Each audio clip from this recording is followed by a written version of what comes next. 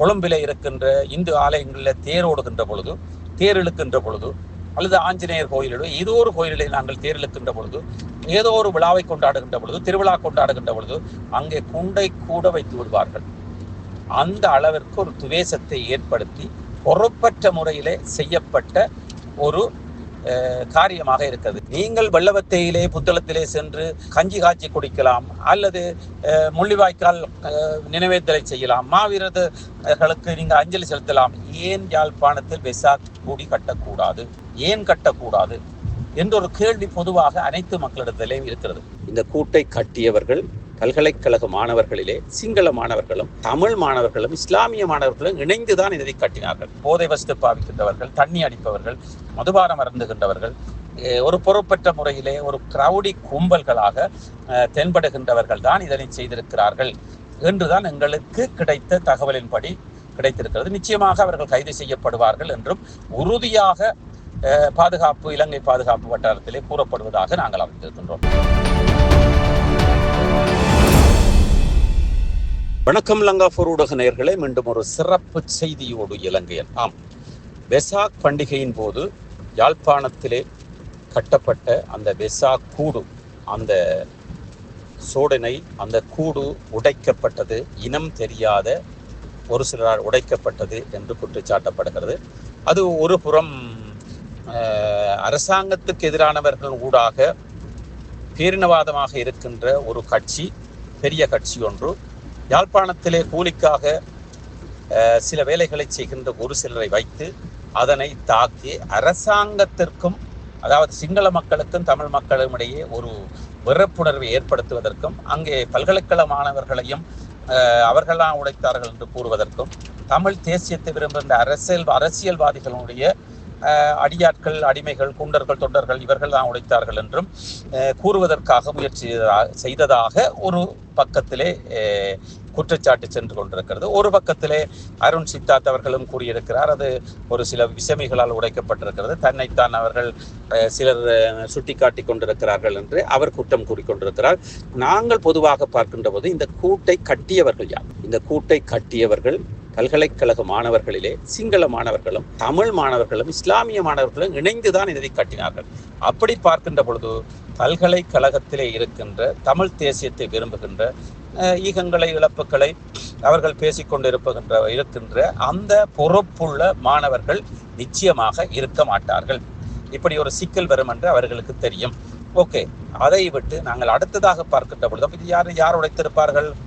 தமிழ் தேசிய முன்னணி தான் யாழ்ப்பாணத்திலே சற்று இந்த தேசியம், திலீபனின் தீபமேந்தல், திலீபனுக்காக நினைவேந்தல்களை செய்வது, மாவீர தினத்தை கொண்டாடுவது, செம்மணி புதகுகளிலே அப்படி இப்படி என்று சொல்லி பல இடங்களிலே அவர்கள்லாம் தலையை காட்டி தாங்களே புலிகள், யாழ்ப்பாணத்து புலிகள் என்று கூறிக்கொண்டு திரிபவர்கள்.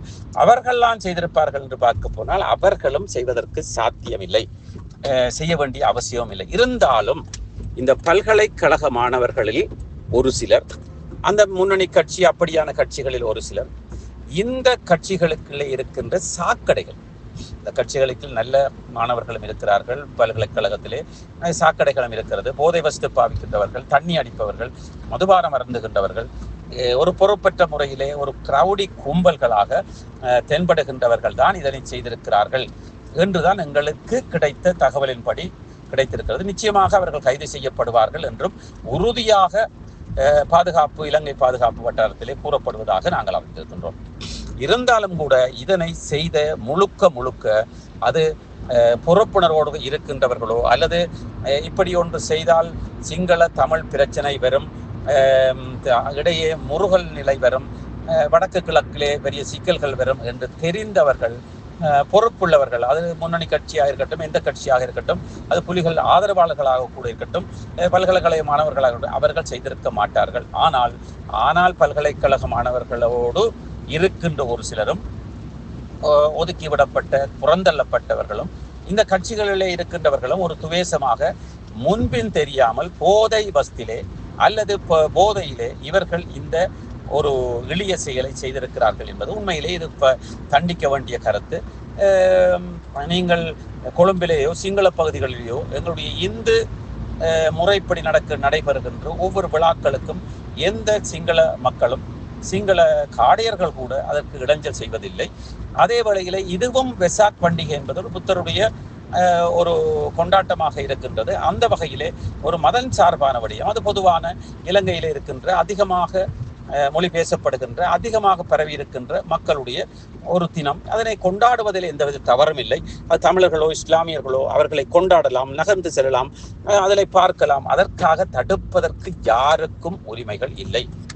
நீங்கள் வெள்ளவத்தையிலே புத்தளத்திலே சென்று கஞ்சி காய்ச்சி குடிக்கலாம், அல்லது முள்ளிவாய்க்கால் நினைவேந்தலை செய்யலாம், மாவீரர்களுக்கு நீங்கள் அஞ்சலி செலுத்தலாம்.